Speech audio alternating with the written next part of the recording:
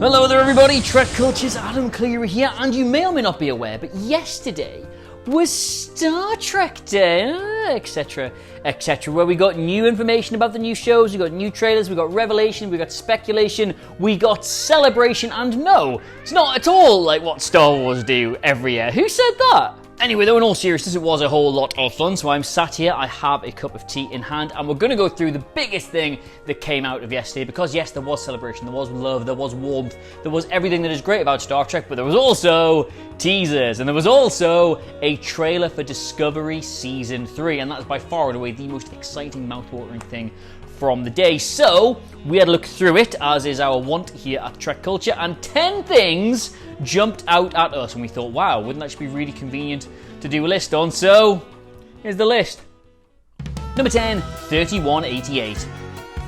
Yes, before I start, big shout to Paul Sutherland, who put this article together for us while I was out doing very important business things like picking out carpet samples. Anyway, the most important thing, the biggest thing from this trailer seems to be that we now have a star date. Yes, if you recall, Burnham in her infinite wisdom set the Red Angel suit to a 930-something year jump in order to take the sphere data away from Control and hopefully reunite with her mother in the process. She has gone to 3188, which makes sense as her mother was in 3185. Now obviously Discovery followed her, and what we can tell from this trailer is that they will not be reunited immediately. They definitely look to have been separated at the start of the thing, and if you compare this trailer with the trailer we got at New York Comic Con in October 2019, where is my life going? She definitely is separated for long enough to go through numerous hairstyles, so it'll be interesting to see how that plays out. Number 9, Discovery Down.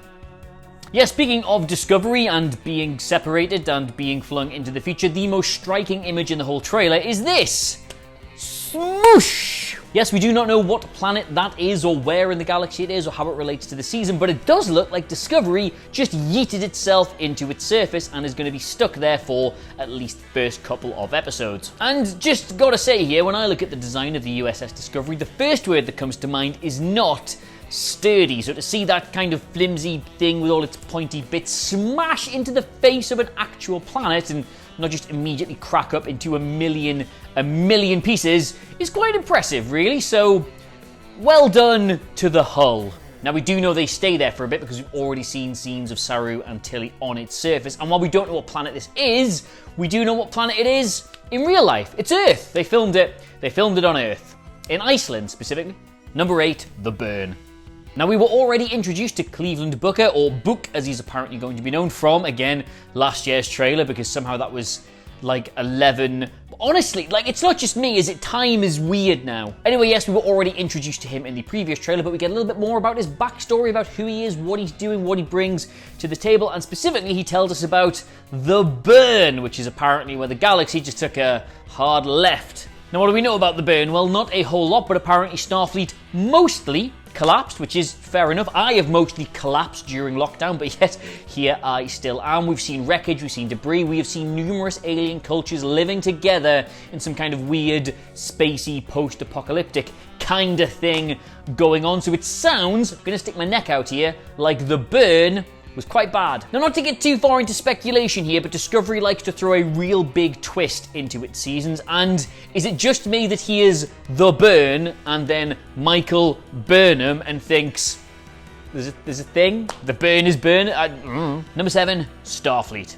Now, yes, Starfleet has mostly collapsed, but again, just like myself, it is still here somehow, and we do get to see some glimpses of it, including a sick, slick, redesigned new logo.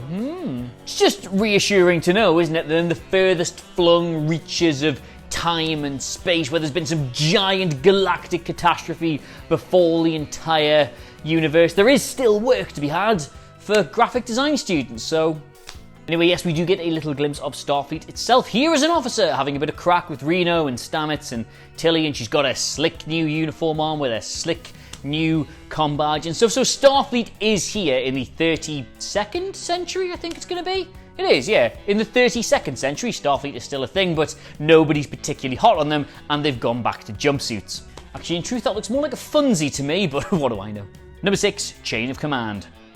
Yeah, quite a lot to be taken from the uniforms on this trailer because, well, there always is, and we always look for it because we're always really big, bad nerds. Burnham is back in her Command Division uniform, so that's nice. There's obviously the new logos, that's nice, but by far and away, the most interesting thing concerns...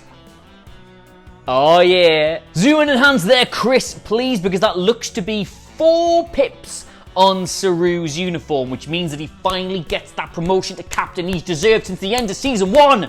For God's sake, there's been some question marks over who was going to be the captain of Discovery going into season 3, and if this still is accurate, and I can count, then it's him. But again, not to get too much conspiracy theory, speculation-y thingy into all of this, if I was doing a trailer for my upcoming Star Trek season and I knew that people were wondering who was going to be the captain, I would just fake it in the trailer, or not show anything in the trailer, or just do a red herring in the trailer, or just have a scene where he's like, oh, wouldn't it be nice if I was captain?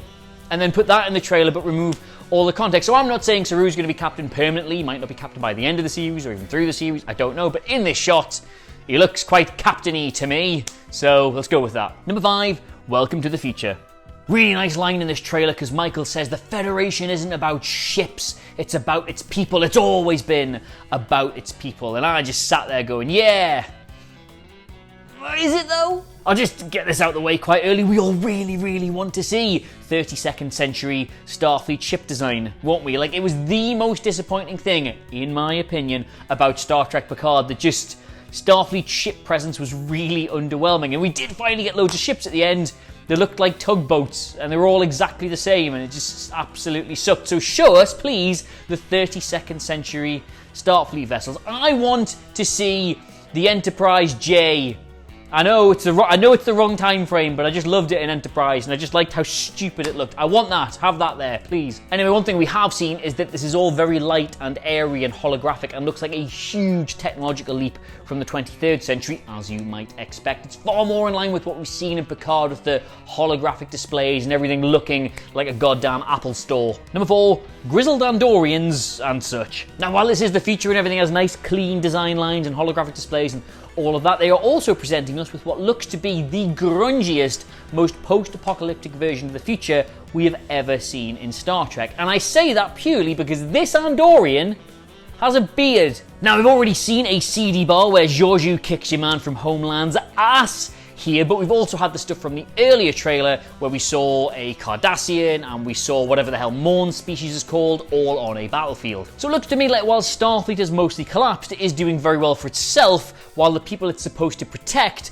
are not doing all that well at all. It appears to be a big melting pot of races outside of the actual Starfleet facilities itself. And do you know what? As a direction to go with in the show, I am big up for that, because just think, Sisko on Deep Space Nine, where he's like, it's very easy to be an angel in paradise, and they don't know what it's really like out here. I always wish they'd done more of that stuff, so yes please. Number 3, Adria and Gray. Now, while the New York Comic Con trailer, which I really have to stop mentioning because it's making me feel old and withered and grey, and again, the passage of time is all wrong now. Anyway, yes, while that did give us our first look at the show's first ever non-binary character, Adria, hope I said that right, we also get our first look here at our first transgender character, Gray. Just dawning on me, I haven't actually heard it said out loud yet. I've only seen it written down. Is it Adria or Adria? Adria? Adria? Adria? Adria? Adria? Now, other than Blue Del Barrio is going to be playing the character, we don't really know a whole lot about them. They are a Trill, we know that. They want to be a Trill host eventually, and they're going to have a friendship with Stamets and other members of the crew. But right now, all we have is this incredibly warm smile to go off, and that's it. It just seems like a really nice addition to the show, so very interested to see where it goes. Number 2, Michael likes book. Now, this is always the best bit, and I know they do this on purpose. At the end of every trailer now, there's always like this smash cut of loads of shots firing at the same time, and if you're a big nerd like we are, you'll just pause every single one of them to see if you find anything interesting, and aha! We did! Now, far be it from me to make any kind of comments about Michael Burnham's taste in men after she, accidentally fell in love with a secret Klingon spy in season 1. There looks to be a blossoming romance of sorts between her and Book, at least in this shot. As mentioned, if I was making trailers, I would fill it full of rubbish that never happened in the show, but this is here, so here you are. Oh, isn't it cute? They're just gonna get a little kiss. Share a Share a little kid, isn't it nice? You go to the 32nd century in a time-traveling suit followed by your own Starfleet vessel that crash lands into a planet because you're trying to protect a load of secret data from a shadowy organization. Isn't it nice? You get your hole. There you go. I said get your hole on a Star Trek video, so that's it. Official. Going to hell. Number 1, that font. Now, long-term viewers of What Culture, and What Culture Wrestling, and What Culture Gaming, and What Culture Comics, and What Culture Horror, and What Culture Football, and Trek Culture, and absolutely everything else we do will know I've been sat here for months in front of this book, which is a whole thing about typefaces and fonts and just all just the lovely things about how words are designed and put together, and ladies form an orderly queue.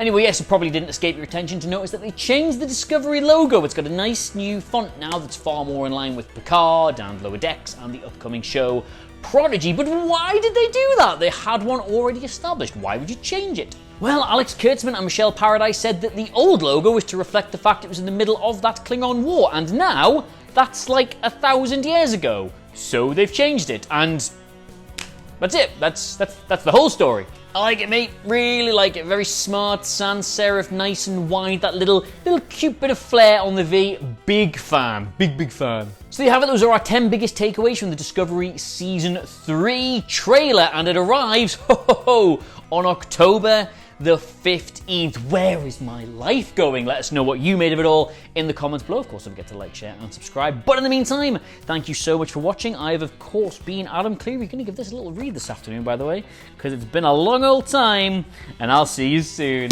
Goodbye.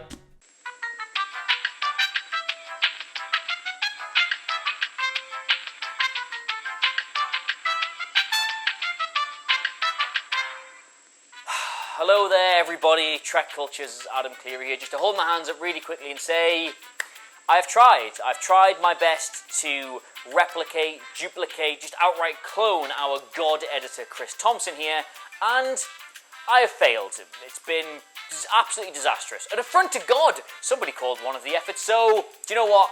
I give up. We're just going to have to hire a new video editor here at Trek Culture. And if you've been sitting at home watching this glorious channel thinking, I could do that, well, then prove it. Sunshine, there is an email address on screen right now. If you're interested in becoming part of the team, we want to see your show reels, we want to see your CVs, we want to hear what you can bring to this channel. And if you're good enough and we like you, maybe we'll get in touch and you too could be editing out the numerous mistakes I make in every single video. So yes, email address on screen now, CV, showreels, etc. Join us here on Trek Culture to boldly, I don't know, fix it in the edit. Goodbye.